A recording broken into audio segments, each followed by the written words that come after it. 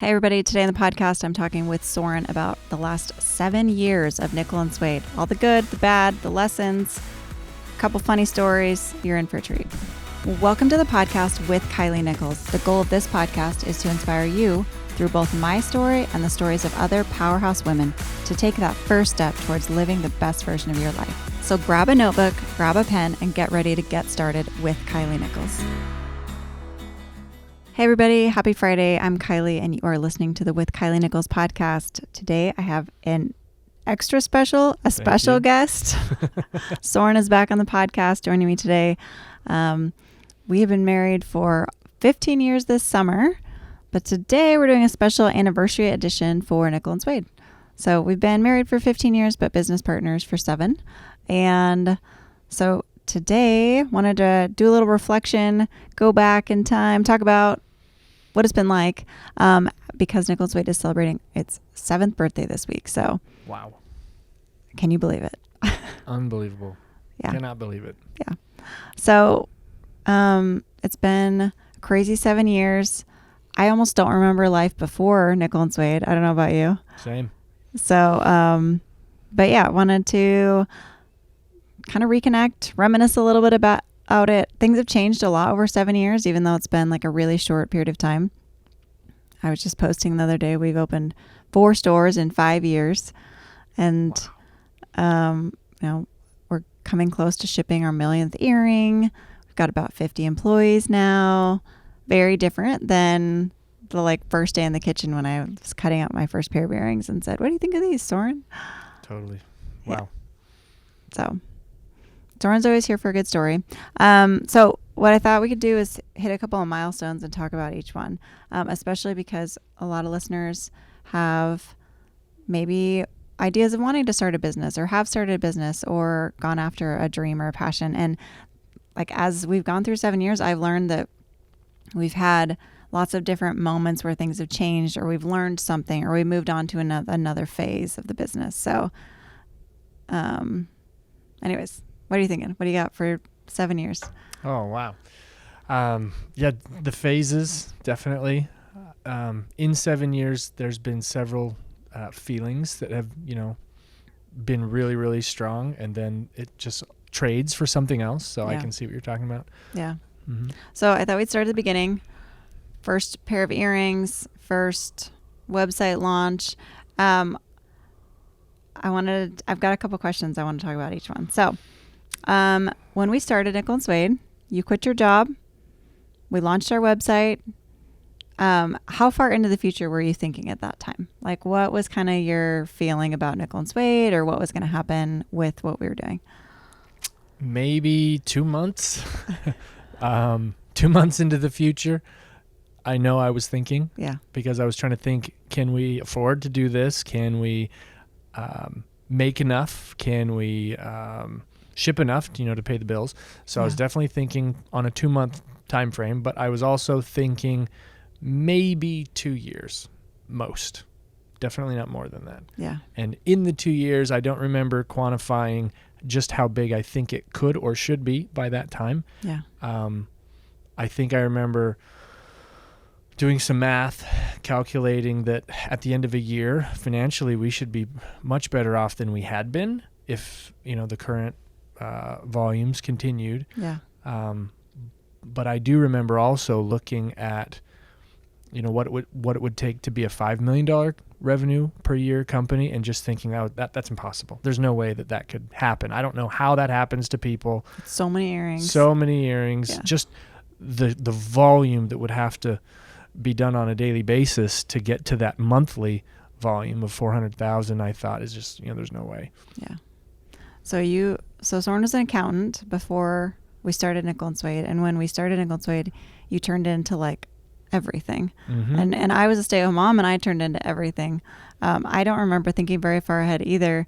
And I guess why they asked this is because recently someone said, how important is a business plan? And we've even been thinking back to having a business plan before we started and wow, I could see why that would have been really helpful. And I can even almost see how to make one now, 7 years in. But then I think I was so naive. I was just excited about, showing my product on the blog and obviously picking the earring colors and taking pictures of it and just creating all that creative content, which I still love to do. So I remember loving that part of it and just feeling the beginning, like the excitement of starting something, right? Like it's always super fun to start a journey. What did you enjoy about when we started? Well, I'm remembering how I framed a wall in our basement to make a closet where I could store leather. Yeah. And I framed it because I said at some point in the future, this is supposed to be a bathroom. It's got a drain in the floor. Yeah, it's stubbed for plumbing. Our basement was not a finished basement, right. So that was our like instant workshop. So I framed this bathroom in so that I could go in and figure out a way to hang more leather and store it and, make some more space in our tiny little 300 square foot, basement workshop. Yeah. And I was thinking at that time, at some point, we'll have to sell the house and make this a usable bathroom, which we did in 2016. We moved the business out and then we finished the basement.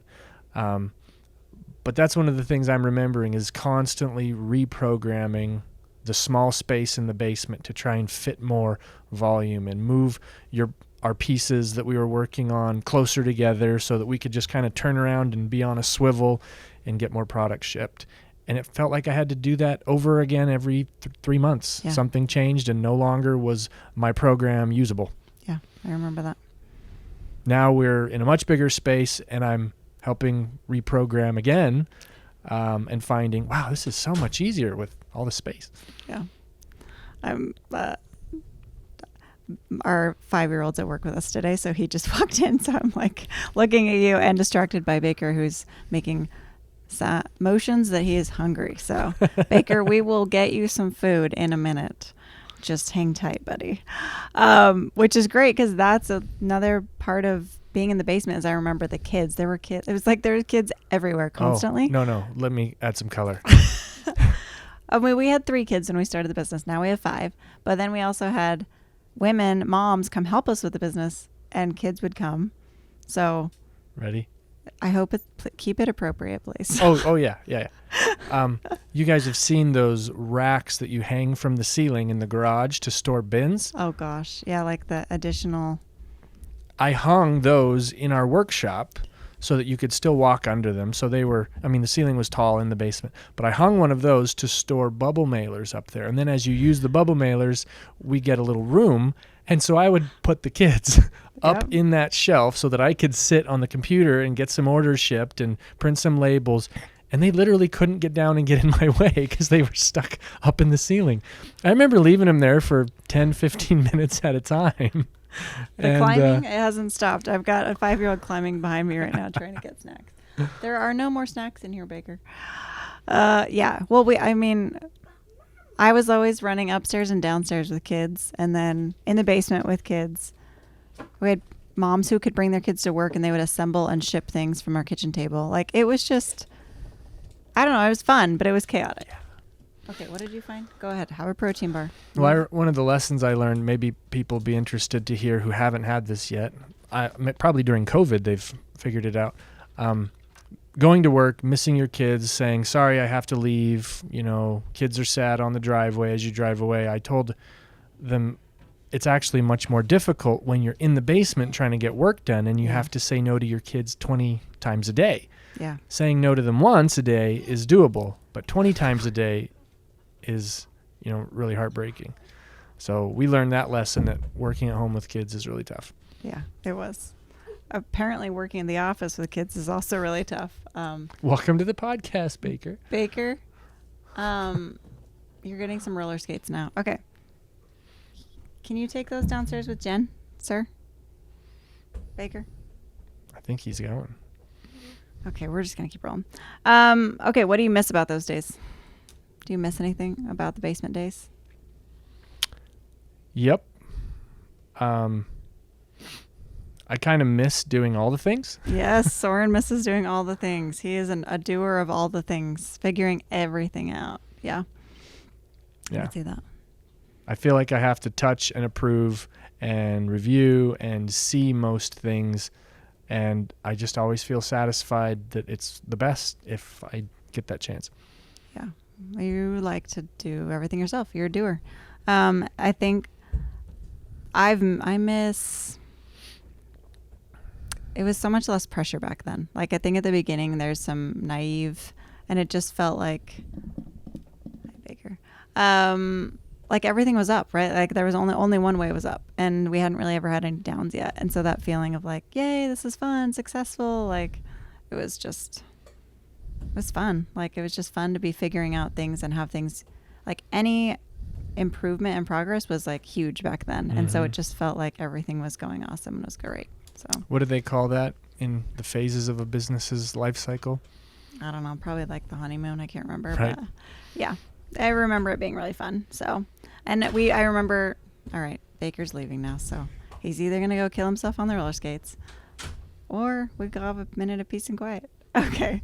I think, I miss, like, we used to ship orders all night long, like, and watch a season of, what shows did we watch?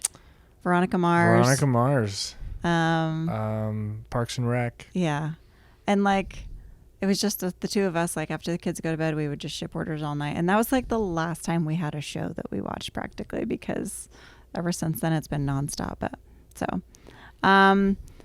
All right. You said what lesson you learned during that time was one of the things was how hard it is to work at home with kids, right? Yeah. Any other lesson that stands out from that time period? Well, with hindsight, we were doing all kinds of things wrong. So lots of lessons. Fair. 7 years in, we can see that for sure. Yes. Okay. Here's a big one. This lesson came early, and it has stuck around and been applicable every single time I think of it. Okay. Any memory? No, I mean... So in the early days, we had plenty of people seeing what we were doing and offering to help. Yeah. So business consultants from universities, professionals, banks, they all could tell, you're going to need some help. And we didn't really think we did. We just said, I need help shipping is really what I need. They had a better vision for kind of what a successful business would need.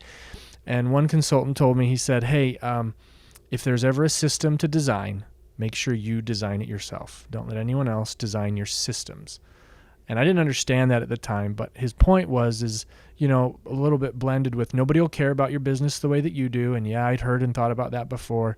But I didn't really see the full application of what he was saying until it came up over and over and over again later on. And by systems, it really just means the way you do something. Yes. So how you do something, you should be the one to establish, because it's your business, your vision, your everything that you want to have to come to pass, and you want people to come help you with. And so establishing, this is the way we do it. And then we're always going to improve. We're always going to have employees who help us improve that system and stuff, but starting it out your own way and having it be really understandable for people who can help you. Yeah. And systems, another part of that is systems are so backbone to you surviving as an organization that you can't abdicate someone else to build that for you.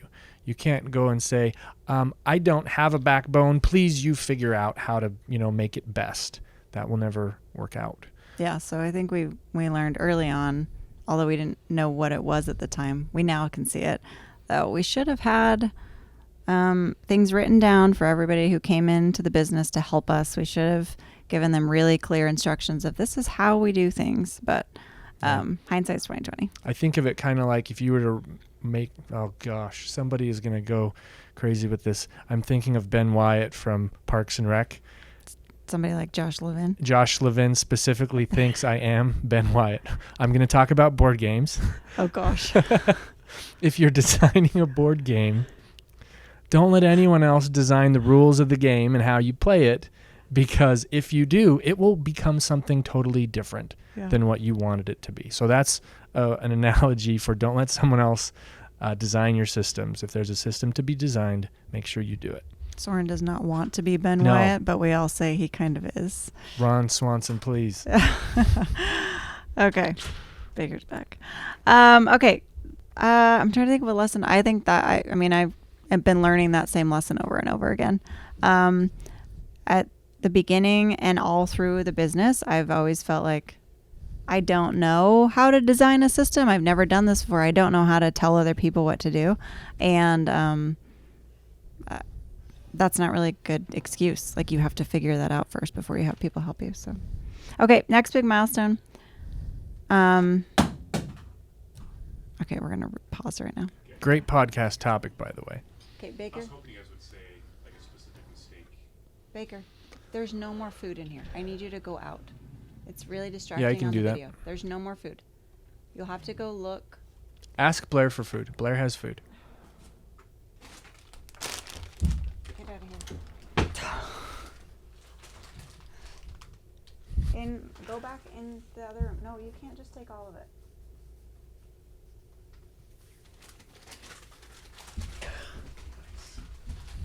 Okay, don't come back in.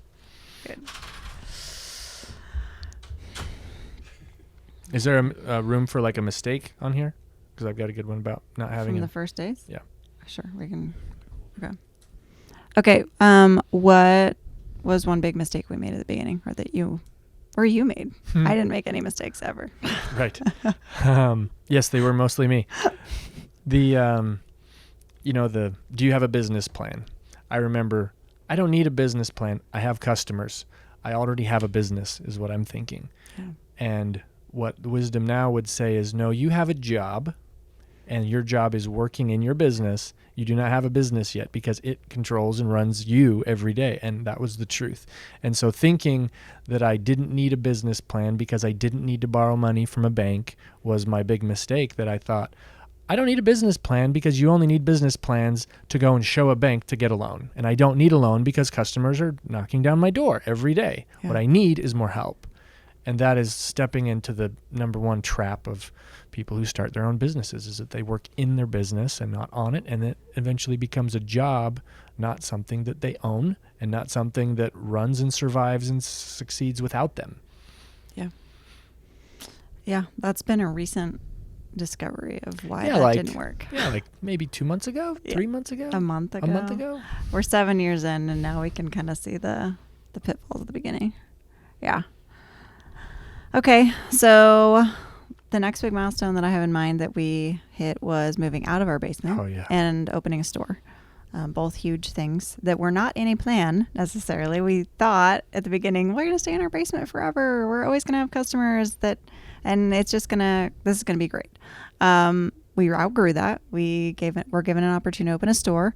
And oh my gosh, I was the one who wanted to open the store, I think. And I'm really the one who made it happen, but I had no plan for what happens once we're open. Like, the store got open and then I was like, oh shoot, we gotta have an employee here all day, every day. And I don't want that to be me.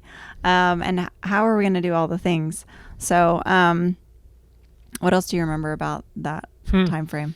There's a million things, but I remember that the opportunity to leave our basement was offered to us, right? A friend came and said, this was Josh Levin again, you should leave your basement and open a store. You should leave your basement and come be a part of this building that we're constructing, and you can rent space in it. And I had been thinking that someday we'll move out of the basement, but it accelerated when we were presented with kind of a project to be a part of. So when that didn't work out and we ended up having to scramble and find a place, I drove around town looking at every shed, barn, lumber yard. You guys, if Soren would have been in charge of where our headquarters or stores were opened up, we would have been in the back of an auto shop. Like the place they park snow removal equipment, like behind the city building. Low sites. You had very low expectations for what we needed to be out of our basement. Hi, Baker. What do you need? So I literally went to a lumber yard. I literally went to a medical facility where they parked like their lawnmowers. Yeah, and I said I was just looking for any 300 square foot, 500 square foot max. No. Yeah. So we ended up finding a 2,000 square foot building. 4,000 square foot building that was an old church. And Soren was like, no way. We will never, ever fill this up. I cannot imagine. And I was like, this seems like the right spot. So we went with my idea.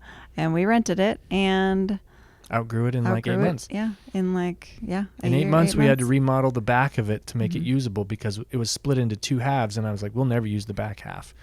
8 months later, we were using all of the back half. Yeah. And I think my genius theory at the time was, it's just like a goldfish. Like if you give it a bigger bowl, you'll fill it up. And we totally did. So we filled up that space. We grew a lot because we started working outside of our home, which was a big transition. But in my mind, I was like, great, Soren will go to work every day. He'll manage everybody and everything. I can stay home with, I don't know how many kids we had then, maybe 4. And then, yeah, we had 4 kids then. Mm-hmm. And then that's how it's going to go. It's going to be great. And then it was great. And it was also super hard. There were lots of hard things about that time period. Well, at some points we had, 30 cars in the parking lot, which we didn't have a parking lot. They were literally parking We on had the 6 lawn spaces. Yeah. of the church next to us. Yeah. And they just completely tore up the parking lot with, all the grass. cars backing in and out. Yeah, tore up the grass. Yeah. And it was just so busy at that time.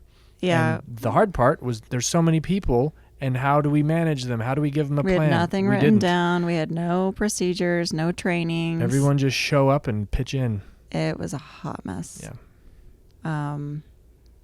But we had customers and we were selling and we had to keep filling orders. And a lot of people willing to pitch in. So yeah, and we survived. We had amazing people willing to pitch in.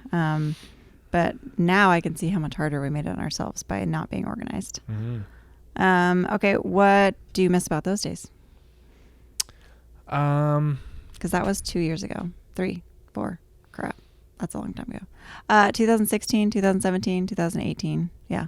16, 17, 18. Those years. First thing comes to mind is I could ride my bike to work. Yeah. The roads were good for riding your bike to work to that building. You don't miss anything else about that building? That building flooded. That building. Right, I don't miss that. No, you had a lot of things you dealt with at that building. But you're asking for things that I miss. Yeah. Right? I liked having like 7 people crammed into one room. I thought that was pretty good because I designed and ordered this furniture that was so tightly fit and planned every inch into this space that I literally had to remove the chair rails and door trim to make it fit. To fit the desks. That's how perfect. That's how closely packed we all were. And I remember measuring, okay, if I turn around, are my knees going to hit you? Can we both stand up and leave our desks at the same time? Soren. Yeah. Yeah, when Derek came in, our guy my producer, we traded desks all the time. I mean, it was, I didn't know what problems were like underlying what was going on because we definitely had turnover. We had people frustrated, and I didn't know why. I couldn't figure it out. Why is this hard? But we had really fun photo shoots and we had tons of cool product and excitement about the brand, and it was so fun to see all the orders come in. It was always such a nightmare to fill all of them, but to have the stack of orders just go huge, just stacks and stacks of papers and orders. And I wasn't on the fulfillment side. I was not acting as CEO at the time. I was acting as creative. I ran the marketing team. We were much more joint, kind of running things, and you really were doing all the operations, organizing the processes we had, reinventing them all the time. So I didn't necessarily have to deal with the headache of filling the orders, but it was so much fun to get the orders to come in. Oh man, and you were so good at it. I miss that. I remember, so 2 things I remember. One, when I realized the feeling of orders coming in is actually like debt, where you've been paid and now you have to fulfill, and that debt can pile up so quickly and feel like I'm never going to get out of this. Yeah. I have to keep going. I have to keep shipping more orders because there's this, debt that is due in, 3 days. I have to get this stuff shipped. Yeah. It was the worst feeling. And I just remember it hanging over me, feeling like, when am I going to get out from under this debt? Thinking that how could something so good, people loving my product, turn into such a slave master. And then the other thing I remember is, you'll like this, how excited we all were when you came up with a new shape. Yeah. When we designed our gem earring, so that we had our teardrop and our cutouts and our accents that were, people were really happy with. But when we came out with the gem, it was like, oh, this is world shattering. This is a new shape. And now you come out with 5 new shapes a month. It seems like 2 a month right now, but yes. But back then it was so, groundbreaking to have a really new shape. Fun to have something new to wear and design.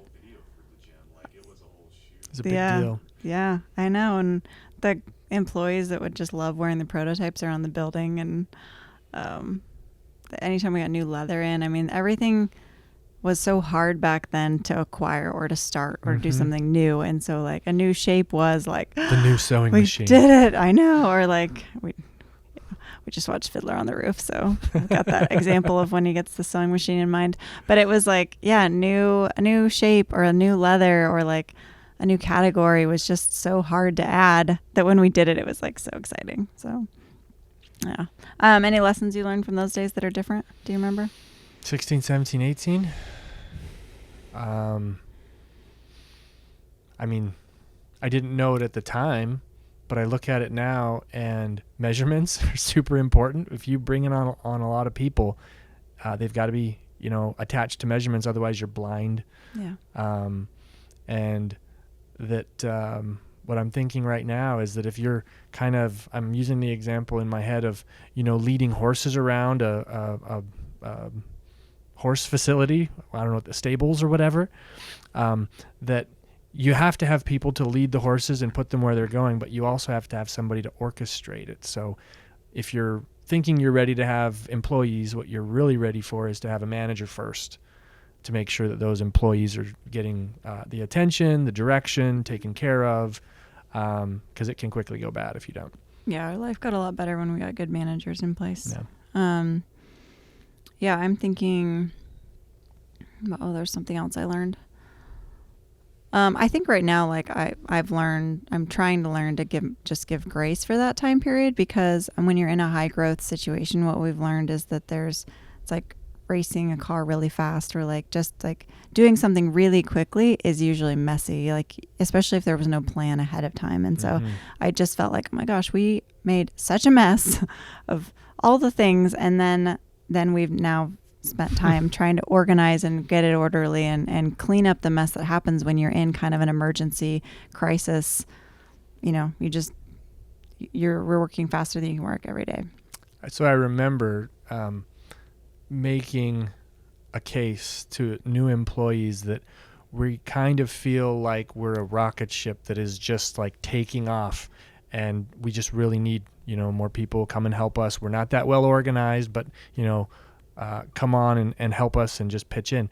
And I think about it now, rocket ships are never launched without very careful plans and measurements, and they never get into space without a whole lot of really disciplined preparation and careful triple checking everything. Yeah. So that was just a terrible misapplication. Oh, you got your of that analogy wrong concept. back then, man. Totally wrong. Yeah, no, I was just listening to that on something about the NASA program this week, and they were talking about how with one of the who was one of the first astronauts, they were getting ready to take off, and his microphone piece on his helmet broke off, and luckily they had an extra helmet in the front seat of the truck at the base of the rocket. But they're like, if we didn't have that extra helmet, we wouldn't have taken off. Like Right. Then he could have talked into ground control, and like Right. all the things, like just that little thing would have stopped them.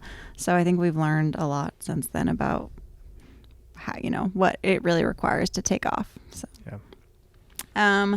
Okay, the next big milestone is, to me, we moved another time. It's really just like moving the entire business into a new location also created a lot of changes and moves. So we outgrew that building, 4,000 square feet. You spent a ton of time looking for our next, where are we going to move next? I have to take care of all these people in this business. And then we put a ton of time into organizing and getting our HQ ready to go, which is where we're at now, 15,000 square feet. So we moved into there in January 2019 and then opened a store, moved our store into this location as well. So that was a huge thing, because for me, that was when life started to get hard. Like, I was so excited about it, but it actually was like a really pivotal time for me where I was like, oh no, like what have we done? I was like, I suddenly was terrified of the future, because in our previous building, we had been cram packed, orders every day, like clear evidence all around me that we were going to be successful because we had customers. And then as soon as we got into a huge space, I was like, oh no, I think I have to do something to get more customers. And I realized that's probably the dumbest thing. And like, so I just took for granted that we could attract more customers and we could grow, and it happened on its own. And I really, truthfully, didn't do what it takes to grow a business, like to make that happen. It happened because of the product and a lot of awesome things. word of mouth. But yeah, I think I lost 10 or 20 pounds. I can't remember when we moved into this building, and I was just stressed. Like I just did not know what to do. I felt so panicked. Well, I remember you were super uncomfortable like day 2. This space is so big. We don't have enough sales to I don't know for how this I'm space. ever going to Right. have enough sell enough earrings to fill this space up. And to me, filling a space up, having a lot of people, being busy, that was like proof of success. Right. I'm thinking that, if we were a small coffee shop and had 5 people waiting in line all day long constantly, that's what it felt like. And then as soon as we bought a space on the corner with a big long drive-through line, and you burn through 5 people in 2 minutes, No. and then no one's coming after that, yeah. you're like, oh my goodness, now I feel so empty. What have I done? Right. Yeah. That was a little bit how it felt. That feeling resonated. And then we still didn't have anything in place that we need to have in place in order to run a proper business. So that was about 4 years in. The 5th year in, I feel like, okay, we got to figure out how to be a real business. Like now we need to have strategy and all the plans and things. But I mean, it was so fun to build the space and design it. And I love working here. It's really beautiful. And I love, what we did after that time was honestly just keep showing up every day and try to figure it out ever since then. And hiring the right people to come in with experience who could help and give confidence and all that stuff. I started working full time at work that fall, so fall of 2019. And that was a huge shift for me too. And huge hit to my confidence and huge, that was a hard time to me. So, but I think since then I've really just learned that it just took showing up every day and being like, okay, I have to figure it out. Do the hard thing, buy some new shoes after you do a hard thing, try, the only way out is through. Yes. And I think that was probably the last couple of years. And I'd say actually during COVID, I started feeling a little bit more hopeful, which is crazy, but we were putting in the work. So, what do you remember about moving and that kind of time period? I remember that during the 16, 17, 18 years, there was a lot of delayed projects or a lot of delayed improvements because I knew we were just too busy to deal with them. So I had this really long list of when we finally get into our new building, then we can, tackle these projects and these improvements, and we can fix all the things that have been breaking in our wake, and that moving in will be the start fresh for all of the things that we've been leaving behind. Yeah. And I remember that actually was really hard to make happen. Totally. You just bring, and I think that's a lesson is waiting for a certain situation to change or an environment to change isn't going to change who you are. It doesn't change what you know. It doesn't change what, the culture you've created. That just takes effort no matter where you're at, no reason to wait. Nope. We've been here 2.5 years, and anything I wanted to fix should have been fixed before we got here. Yeah. And so in the 2.5 years we've been here, the number of things we've fixed since moving in is super small. The things that, we should just fix them in, the most simple way and then check them off our list and move on. All the basics, yeah. It's last night we planted 3 hydrangea plants. Yep. Took us 20 minutes, but we've been waiting 2 weeks. Yeah, they've been sitting in pots for 2 weeks. Sitting in pots for 2 weeks. You just got to put them in the ground and get it done. Right. Do it simple. Yep. Yeah. So I think what do I miss about those days? Opening a store is always really fun to me. It's always shiny. It always is fun. Designing something, having a project is always way more fun than the day-to-day maintenance and improving and doing all the basics. So there was a lot of that. It just was next thing, the next thing, the next thing. And that's fun. Can I say that, I was thinking as you were talking about during those years, you had a lot of fun coming to the design meetings with our architect and envisioning what our new space would look like. Yeah. There was no trace of it being stressful for you until we actually moved in. Yeah. But thinking about the design and building a new store, opening a new store, I don't miss that at all. Yeah. Because it was so expensive. We went through the design phase and the excitement phase and the build phase, and yes, it was a lot of fun to do. But I'm so glad we don't have that money being spent right now, because it was a lot of money that we spent, because we did a really great job with the design, making it look amazing. Yeah. So I'm super proud of it forever. But I'm so glad I don't have that happening right now. Yeah. All right. As we wrap up, let's fast forward to now. So we have 3 stores, 50 employees. We've got our headquarters we've been in for a couple of years now. Looking towards the future, we just kind of made it through COVID. If you didn't listen to last week's episode, it's about having a business during COVID. So some of the things we've done since COVID. COVID was its own whole thing. We could talk about all the things that you did and I did to try to keep the business going. But now I feel like in a new spot of like business maturity and figuring things out and learning how to be leaders and all that stuff. I am now operating as CEO as of a year and a half now, and Soren's CFO, and also still helps with a lot of operations things. I still love to work with the creative team, but we've really put a lot more structure. We've got an org chart. We have role descriptions, all the things. And it's not perfect, but things are so much better now. Now that we've been putting these basic things in place. So what do you enjoy right now about Nickel and Suede? We're 7 years in. It is super enjoyable to see, as much as I like doing things myself, it is enjoyable to see other people doing things the way we planned. Yeah. So if we plan, and if that plan is put into place well, then the very next day I can't wait to see what it's doing.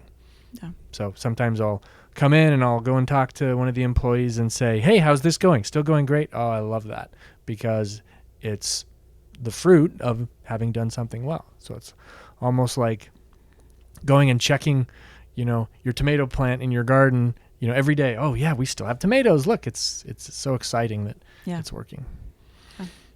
What is still hard right now?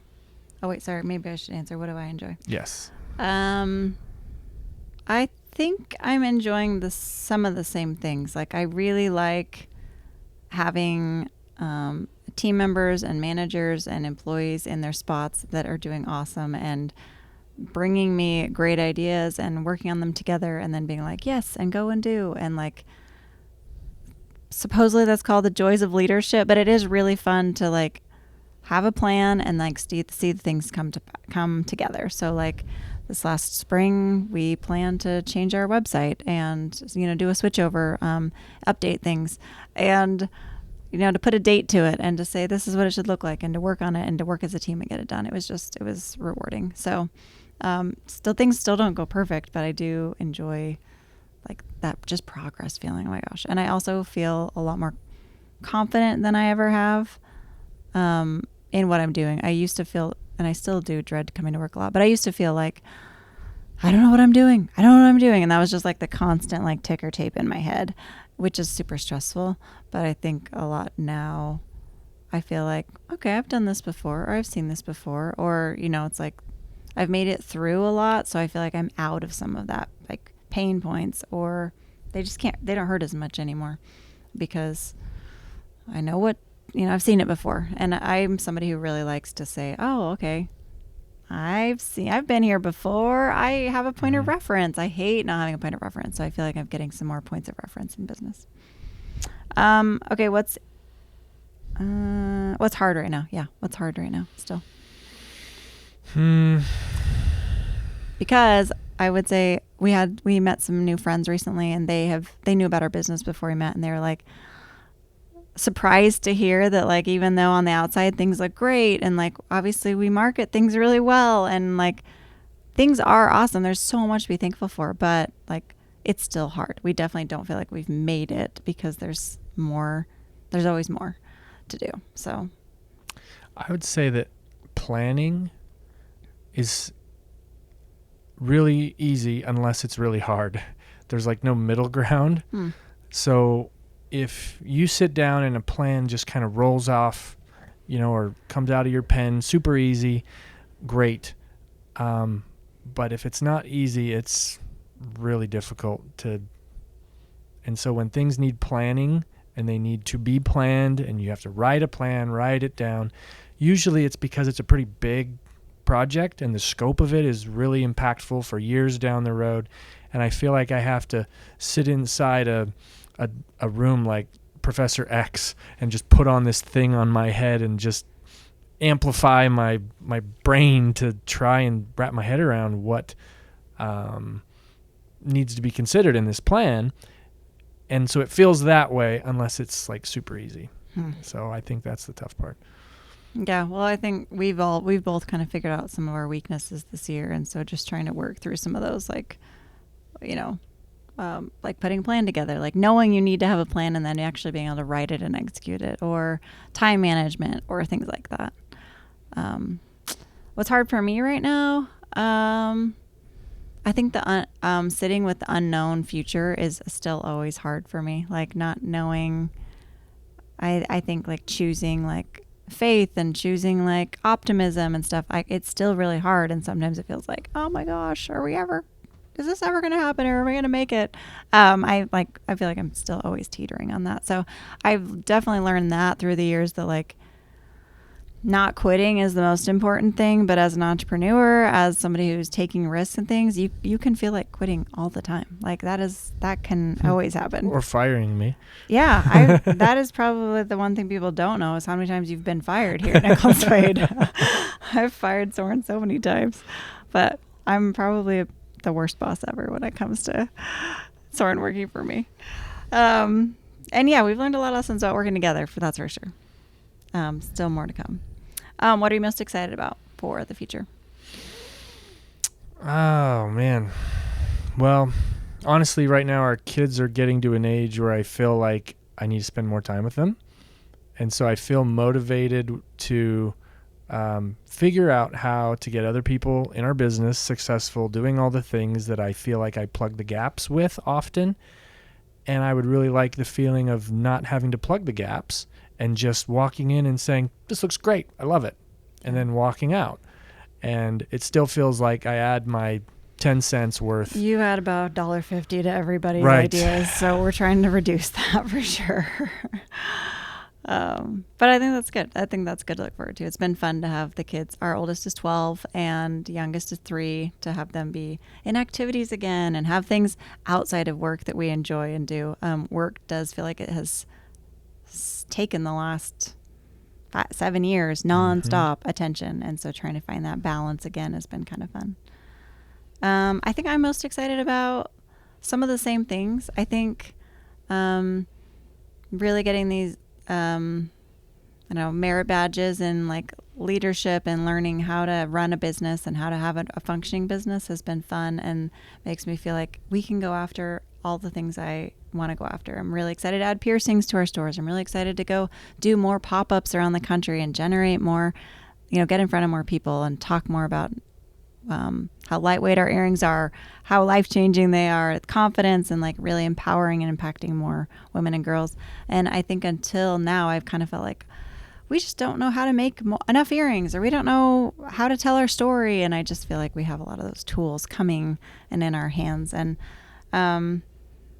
yeah, still just super amazed that we've had so many customers who say, I've been with you since the basement days. I've been with you since the beginning. So that's been a really fun journey to have so many people come along with us. So I agree. Speaking of, here comes Baker back again with the roller skates. Are you okay, Baker? Okay. Awesome. Well, thanks for taking a trip down memory lane with us today, guys. Thanks for hanging with me on the podcast, Soren. Super fun to think about the last 7 years. Can't wait to make our millionth earring and get then 2 million, 3 million, 4 million, and more. So check out nickelandsuede.com this weekend. We have really fun birthday special things happening, and can't wait to see what's to come. So as always, love for you to leave a review. You can follow us on social media. And then we also broadcast these on YouTube. If you're not listening, you can go watch Baker climb on my desk behind me on YouTube. super safe. So anyways, thanks everybody. Thanks again, Soren, and we'll see you next time. Thanks for listening today to With Kilee Nickels. I hope that today you felt empowered to take one more step towards living the best version of you. Tune in next week for another episode, and in the meantime, you can find us elsewhere on the internet. You can find me on Instagram at Kilee Nickels and at Nickel and Suede. You can also find us at nickelandsuede.com. Thanks so much, and I'll see you next time.